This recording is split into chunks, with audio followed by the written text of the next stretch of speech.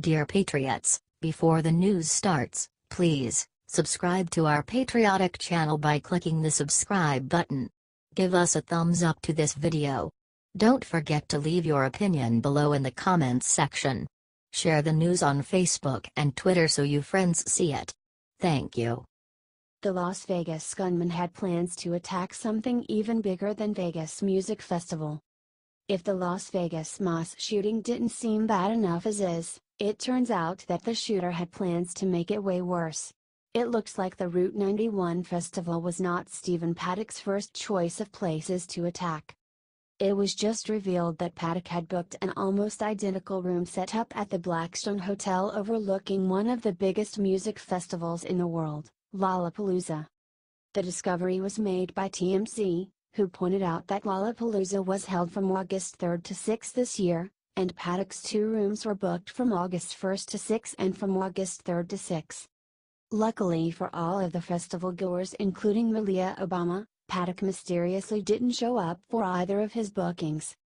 It was also discovered he tried to book very specific suites at the Ogden Hotel in Vegas overlooking the Life is Beautiful festival in Vegas earlier this year, but they were already booked.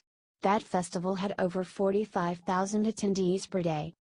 It is clear that Paddock's goal was to murder as many American concert goers at once as he could and then escape and keep killing.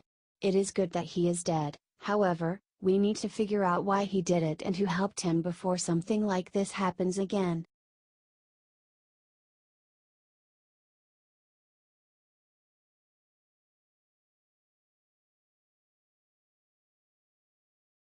It just leaked that Las Vegas shooter had a second target during his attack. It was just leaked out that the individual music goers at the Route 91 festival in Las Vegas may not have been the only targets of gunman Stephen Paddock. A news source told Las Vegas Review-Journal that law enforcement officers found bullet holes in aviation tanks near the Route 91 music festival. This would imply that Paddock may have been attempting to trigger a massive explosion using the jet fuel stored in the tanks. Luckily, the tanks were about 1,100 feet from the festival and none of the bullets successfully pierced them, or the 59 casualties may have ended up in the hundreds.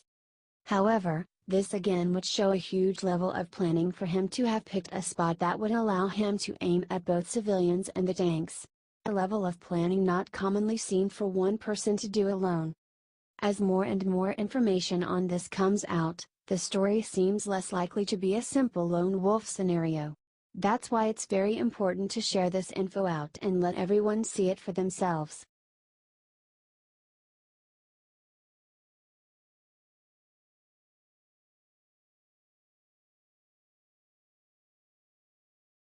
Late last night the Las Vegas sheriff revealed a massive secret proving the shooter was not alone. Late last night Las Vegas Sheriff Joseph Lombardo came across a piece of evidence about Sunday's mass shooting he thought was so important he called a late-night press conference. America may now never forget the chilling words from Sheriff Lombardo about the killer: he had to have help at some point. That's right. The sheriff said all the evidence is adding up to more than one person involved. Look at the weapon obtaining, the amounts of tannerite available. Do you think this was accomplished all on his own, face value? You gotta make the assumption he had to have help at some point, and we want to ensure that's the answer.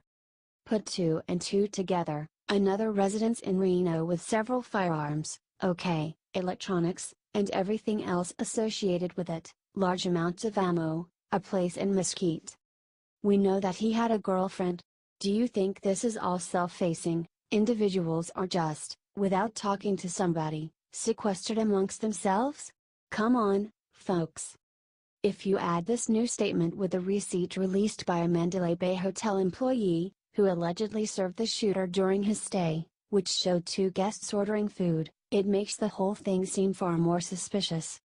Now, for a moment, combine all of these factors with the Islamic State's multiple claims he was with them, which the FBI denies, and Sheriff Lombardo's statement about his radicalization 2 days ago, and it's no wonder the FBI took over the case. Help share this out. America deserves the truth.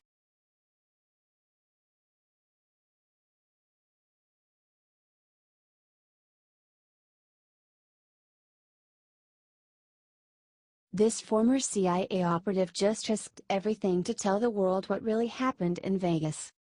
Former CIA operative Lieutenant Colonel Tony Shaffer recently went on Martha McCallum on Fox News and said that the Vegas attack was a deliberate terrorism. Lieutenant Colonel Tony Shaffer, I think it's shaping up to be a very deliberate act of terror. This is beyond dispute. The question becomes motive. Everybody seems to be searching for a motive. I would argue most of the clues of motive is right in front of us. It was a politically selected target. This is the perception based on information. The perception was going to be a lot of pro-gun folks there, Trump supporters at this concert. So therefore, I believe the perception was, by the shooter, by Paddock, this was a legitimate target of political expression. Martha, this may be something people don't like to understand, but the very reason that Hodgkinson did what he did, and I believe Paddock did what he did, because the left has not encouraged the use of violence as an extension and use of political speech. This could be the reason that nobody seems to want to announce what the shooter's motives were.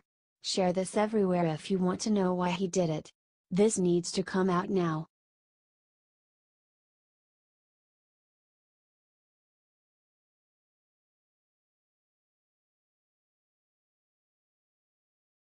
OMG.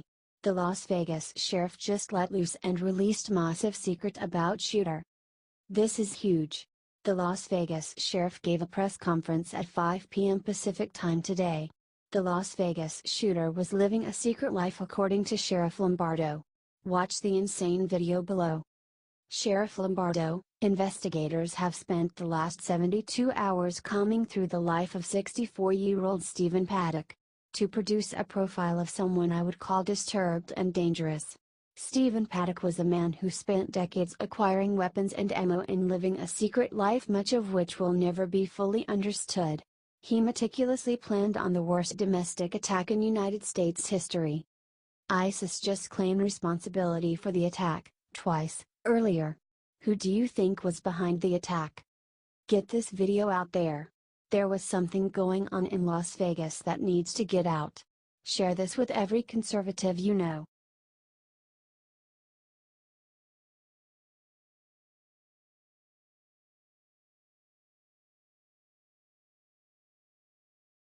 Michelle Obama just said something unforgivable about white Republican men.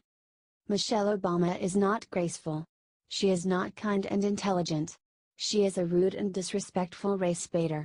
Last night she had the nerve to try and say something racist and untrue about the Republicans. While talking about being at inaugurations, Obama claimed that one side was full of color and diversity while the other side was just gray and white. She said with a smug little smile on her face. On one side of the room, it's literally gray and white. Literally, that's the color palette on one side of the room. On the other side of the room, there are yellows and blues and whites and greens. Physically, there's a difference in color, in the tone. Because one side, all men, all white. On the other side, some women, some people of color. According to Michelle, the white people are the reason that people don't trust politics. How is blaming a race or gender not discrimination? It's time we end these crazy double standards that the left has set up. Republicans are not racist and white people are not evil. Race is not how we should judge others, and we need to force the Democrats to realize that by sharing this out.